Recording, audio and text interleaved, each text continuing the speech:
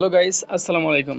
আশা করি সকলে অনেক অনেক ভালো আছেন। তো গাইস, আজকে যে টপিক নিয়ে কথা বলবো তা হচ্ছে কিভাবে আপনি আপনার ফেসবুক প্রোফাইলটি প্রফেশনাল মুড করবেন। তো ভিডিওটি লেন্দি না করে চলুন শুরু করা যাক মূল ভিডিওতে। প্রথমে আপনি চলে যাবেন আপনার ফেসবুক অ্যাপে। এখানে আসার পর আপনি উপরে থ্রি ডট যে এই চিহ্নটি রয়েছে এখানে ক্লিক করবেন। এখানে ক্লিক করার পর আপনার আইডিতে ক্লিক করবেন। এখানে ক্লিক করার পর আপনার ডান পাশে যে থ্রি ডট দেখতেছেন এই থ্রি ডটে ক্লিক করবেন। এখানে আসার পর আপনি নিচে দেখতে পারবেন টার্ন অন প্রফেশনাল মোড, এখানে ক্লিক করবেন।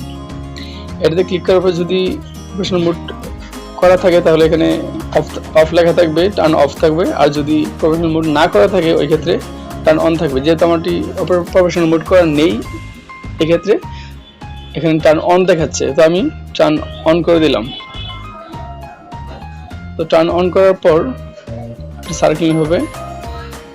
তো আমরা এটা কি প্রফেশনাল মোড হয়েছে কিনা এটা দেখার জন্য সবার উপরে যে ভিউ অ্যাজ যে এটা আছে দেখার রয়েছে এটা ক্লিক করবেন।